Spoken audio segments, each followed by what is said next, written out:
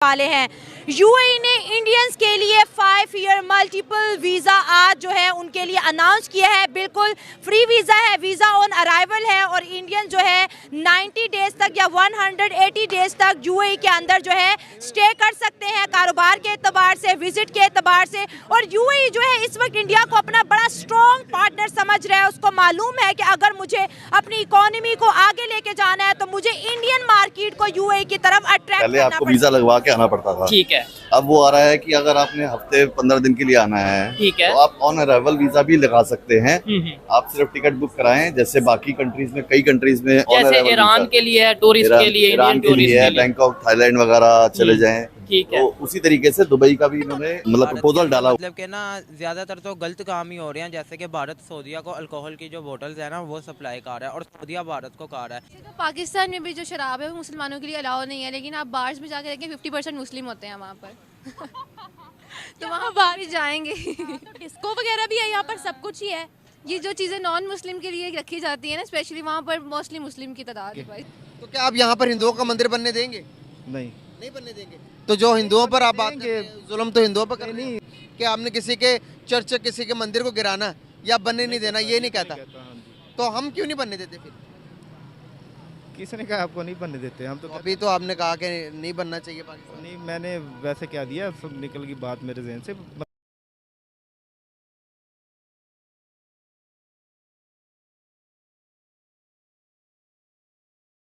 है कि दुबई ने भारत के लिए 5 साल का मल्टीपल वीज़ा निकाल लिया है। इससे पहले आपको पता है कि ईरान भी ऐसा ही ऑन अराइवल वीज़ा दे रहा है। हेलो, जय हिंद दोस्तों। एसपी न्यूज़ 91 में आपका स्वागत है दोस्तों मैं आपको बता दूं कि भारत के जो प्रधानमंत्री जी हैं वो जहां पर भी जाते हैं अपनी एक अलग ही छाप छोड़ कर आते हैं। यानी कि उन्हें वर्ल्ड लीडर अगर कहें, नंबर 1 वर्ल्ड लीडर अगर कहा जाए तो ये कोई गलत नहीं है। मैं आपको बता दूं कि अब सऊदी अरेबिया ने क्या किया, यूएई ने 5 साल मल्टीपल वीज़ा का जो ये सिस्टम है ये लागू कर दिया। यानी कि अब कोई भी भारतीय 5 साल के लिए किसी भी तरीके से यूएई के अंदर, दुबई के अंदर कैसे भी जा सकता है। यानी कि वीज़ा फ्री एंट्री भारत वालों के लिए इन्होंने लागू कर दी है। अब पाकिस्तानी मीडिया रो रहा है क्योंकि अभी कुछ दिन पहले ही क्या हुआ था कि पाकिस्तान का वीज़ा उसने पूरी तरीके से बंद कर दिया था और जो लोग पाकिस्तान के वहाँ पर 10-10, 12-12 साल से काम कर रहे थे उनके भी वीज़े को रद्द कर दिया गया था। अब पाकिस्तान इसी बात को सोचकर रो रहा है कि वो एक मुस्लिम कंट्री है और हम भी मुस्लिम हैं, लेकिन उसने मुस्लिम का कोई फेवर नहीं किया। वो हिंदुओं की तरफ अपना ज़्यादा ध्यान दे रहे हैं। यानी कि जो ये अबू धाबी वाले हैं और इन्होंने मतलब इनका कहने का मतलब यह है कि पाकिस्तान चीख मार मार कर रो रहा है कि हमें कोई भी देश सपोर्ट करने को तैयार नहीं है, हमसे हर कोई किनारा कर रहा है और हम क्राइसिस की ओर हैं, हमारे पास खाने को आटा नहीं है, हमें कोई भी कर्ज देने को तैयार नहीं है। आईएमएफ ने भी हाथ खड़े कर दिए हैं। जो पहले इनकी सऊदी अरब इनकी मदद कर देता था, अब उसने भी साफ तौर पर मना कर दिया है। चीन का सीपैक प्रोजेक्ट वहाँ पर बंद हो ही चुका है। मैं आपको बता दूं कि पाकिस्तान पूरे गंभीर हालातों से गुजर रहा है और भारत की खुशी इससे देखी नहीं जाती। जहालत इसके दिमाग में अब तक भी भरी हुई है। यानी कि ये मिट्टी में गड़ने को बिल्कुल तैयार है, उसके बावजूद भी इसके अंदर की जहालत ख़त्म नहीं हुई।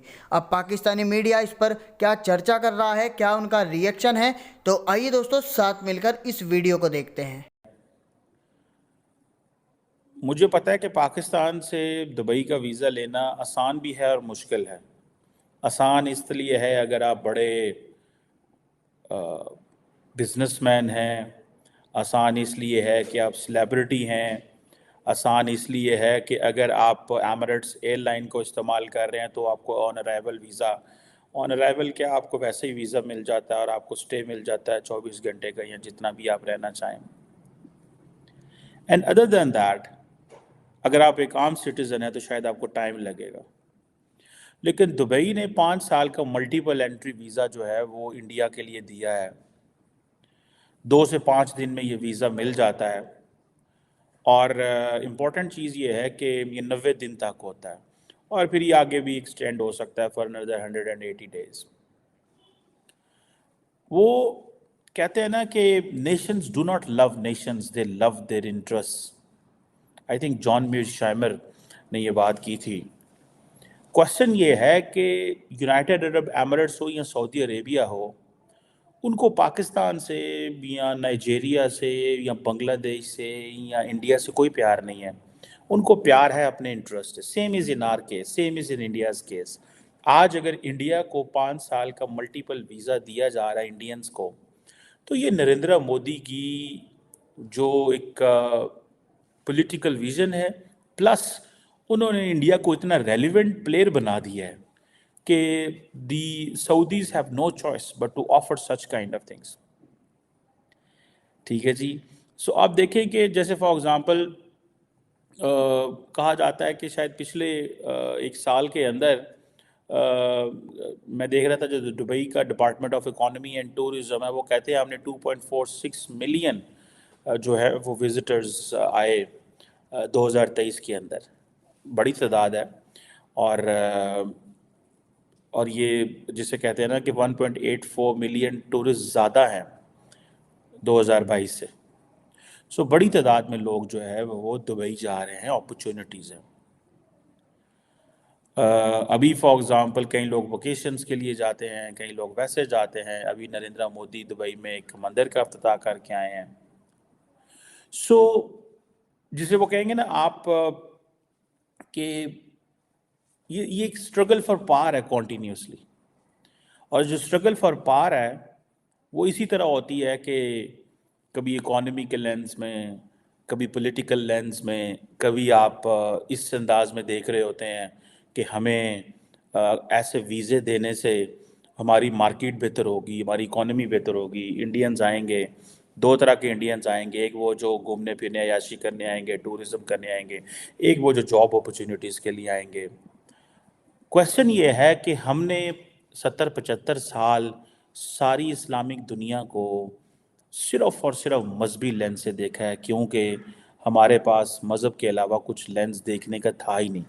हम समझते थे कि इंडिया एक हिंदू कंट्री है, पाकिस्तान एक मुसलमान कंट्री है, और ये मुसलमान हिंदू ऐसे ही रहेगा, और हम जो है वो सऊदी अरब और यूएई और कतर और कुवैत और जीसीसी और इन सब को डराते रहेंगे, इन सब को डराते रहेंगे। This is what they have been saying in the past. ये वो और हम इंडिया को देख रहे हैं, उनकी तो ऐसी इकोनॉमी है कि वो तो ना कर्ज की तरफ जाते हैं, वो तो दे सकते हैं। सही बात है। तो इसलिए वो तो आईएमएफ का, आपको पता है आईएमएफ का शेयर है 10% तकरीबन, जो कि इंडियन पैसों से हम अब जो पैसे में मिल रहे हैं। बिल्कुल बिल्कुल। वो आईएमएफ का चीफ कौन है? इंडियन है।